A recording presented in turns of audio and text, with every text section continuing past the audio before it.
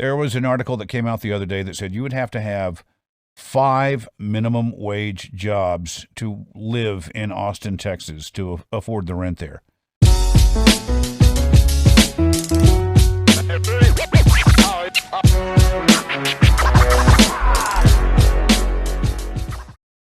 All right, let's talk about it. Kids these days are lazy. Kids these days are too disrespectful. Kids these days are just dumb. Kids these days are too sensitive. Have you heard that before? If so, you're probably part of Gen Z or Gen Alpha group. I've heard a lot of the older generations, such as Boomers, Gen X, and older Millennials, say these things I've said earlier. Heck, I'm even guilty of saying those things myself. However, what most of us fail to realize is as Boomers, Gen X, and the older Millennials have created an environment where Gen Z and Gen Alpha are living in. The times we're living in is something that we've never seen before, especially with the standard of living we basically granted them. Then we get angry or shocked when they complain about the issues with how we created the environment they live in and see Gen Z or Gen Alpha as ungrateful or, for lack of better words, too entitled. It leads us to have these misconceptions with Gen Z and Gen Alpha. And with these 3 factors, I'm here to tell you why we should change our perception around Gen Z and Gen Alpha.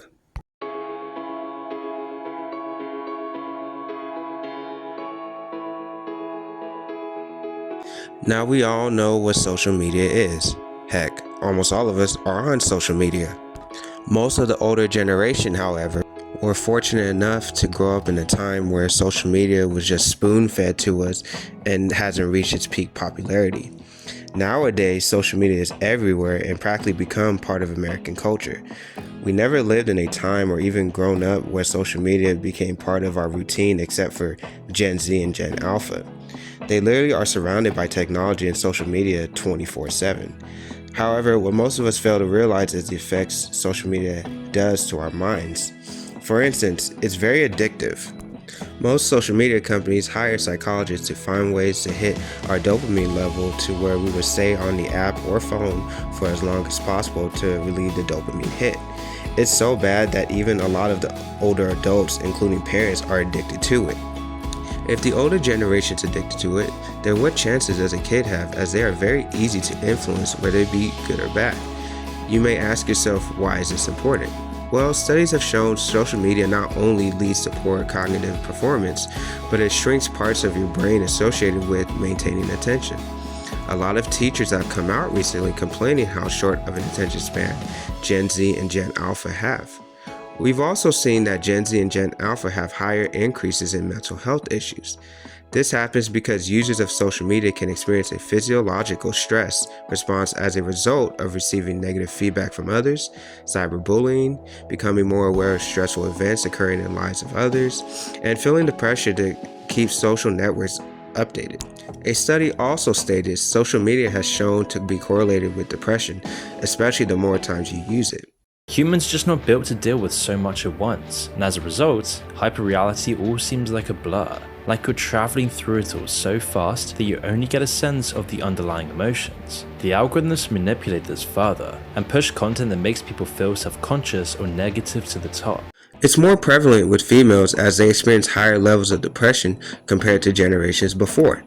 It makes sense too, with social media and just media in general attack what makes females insecure, which leads to them not feeling good enough if they're not a certain way in society. It also attacks young men as well, especially if they don't fit the ideal masculine man standard. It leads to many of these men feeling depressed and stressed that they aren't at the level of masculinity as society deemed they should be. Now, this is where I feel the misconception of Gen Z and Gen Alpha being too sensitive comes from. From the older generation's point of view, Gen Z and Gen Alpha have it easy because technology has made all aspects of life so easy for them.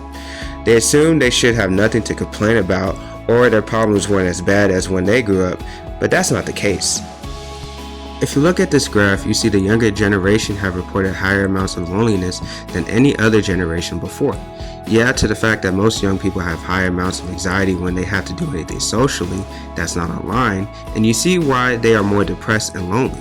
This is damaging because as humans, we need to interact physically in order to feel like we belong. But if most people feel anxiety just to feel a human need, then we get the age we are living in right now, which is a lot of people with social anxiety. I even heard Gen Z teens say they're scared to grow up because they don't know how they'll be able to do regular things like own a home or have a family. Looking at the cost of education, housing, food, etc., and they don't know how they'll make it. This leads me to my next factor, which is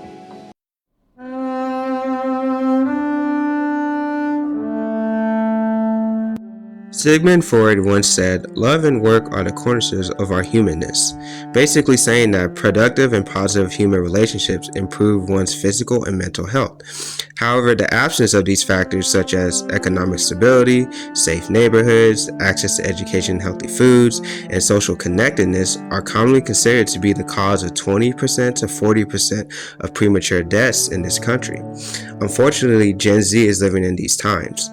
The standard of living has declined dramatically since the 80s. The cost of education has gone up 236% since 1980, or from $5,000 a year in 1980 to $17,500 a year in 2021 on average.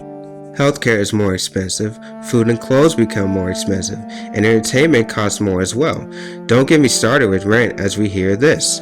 There was an article that came out the other day that said you would have to have 5 minimum wage jobs to live in Austin, Texas, to afford the rent there. You know, most young people I meet, they want to work. A lot of people say, oh, the new generation doesn't want to work and they're lazy. No, that's not true. They're smart. They're smarter than us. That's in Austin, which isn't the most expensive place in the United States. That's basically about the average cost in the US now. Everything is going up in America except for wages. This led to Gen Z starting practicing what's known as quiet quitting. Quiet quitting is basically doing the absolute minimum of what is required of the job, basically not going above and beyond for a job.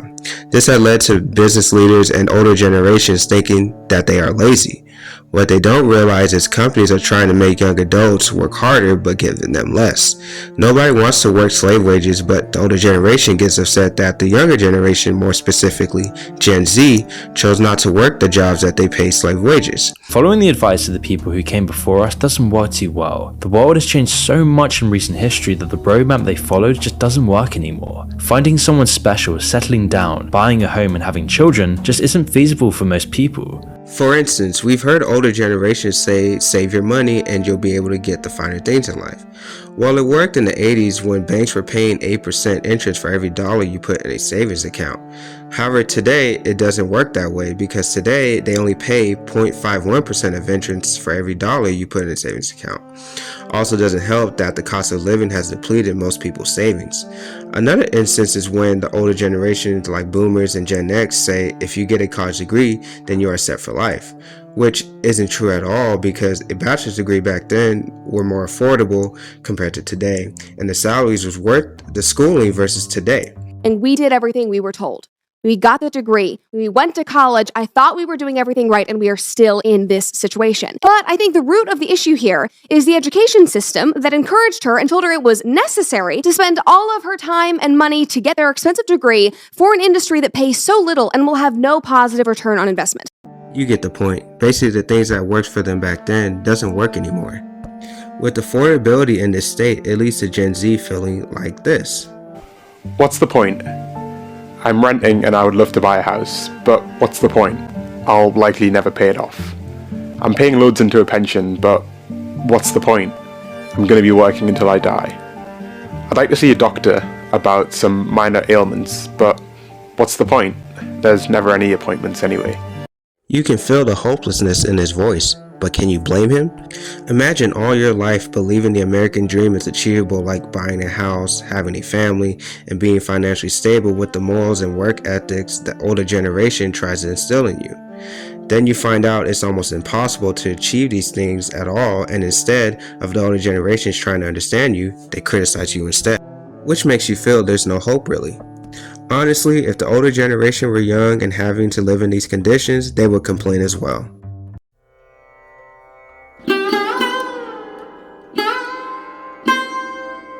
I did a video a few weeks ago called The Lack of Love for Young Black Men, basically looking at how our community neglects black boys of love and stability. This is one of the major factors I've seen why Gen Z and Gen Alpha act the way they do. The community we've built for them is one of anxiety and social isolation. As I mentioned earlier, Gen Z and Gen Alpha have higher levels of anxiety. Gen Z and Gen Alpha are put in more pressure than any previous generations before. Their lives are under a microscope 24/7, are constantly getting criticized by the older generation for not living the old standards, and will be screwed financially on top of all that. They can't even live the life Americans hold dear, like buying a house, having a family, getting married, and financial stability because they can't afford to. They really can't afford to sleep in order to afford the standard of living. We also created this community where both parents have to work, which leads children to be socially isolated. With both parents working, it leads to them spending less time with their kids, which leads social media to become the replacement parent for Gen Z and Gen Alpha. The reason Gen Z and Gen Alpha lack social skills is because they don't have enough face-to-face interaction. The reason why face-to-face interaction is important is because it helps kids communicate and initiate. It's also a building block of a child's emotional, social, and cognitive growth. If you took away a younger person's phone for one day, they'll probably look lost. That's because most of their information is on the phone, and they also get all their information from that phone. This leaves Gen Z and Gen Alpha lacking social skills. For instance, our grandparents knew the neighbors they lived with and created a community where everyone basically helped raise the child. Versus today, nobody knows their neighbors, which has created an environment where the parents monitor every second of the child's life, which hinders their social skills. Look no further to how the people reacted during the pandemic. People went crazy when they were forced to isolate themselves. That's why when kids act up or never learn boundaries, the older generations is quick to label them disrespectful, as many have said before. However, we fail to realize that it's more of a call for help than anything else. Most of the time when a child acts up is when they feel unsafe or uncomfortable. So we inherently created this environment that is very stressful for them and told them to deal with it without helping them build the social skills necessary to do so. As a community, we failed young people as we set up these conditions that they live in and basically expected them to excel when we given them no tool to do so. Now, I'm not saying boomers, Gen X, and older millennials are all terrible, but we can be overcritical towards Gen Z and Gen Alpha. At the end of the day, we can all be more understanding towards each other. Lastly, I wanted to commend Gen Z and Gen Alpha for how resilient they are. They are living in times that we've never seen before, and I applaud those that do the best they can to be a responsible and self-sufficient adult. This is why I implore the older generation to give the younger generation more grace and change how we perceive them, because they are our future. They are the ones we have to look to when we get older to run this country properly. Because of that, I think the least we can do is give them more grace.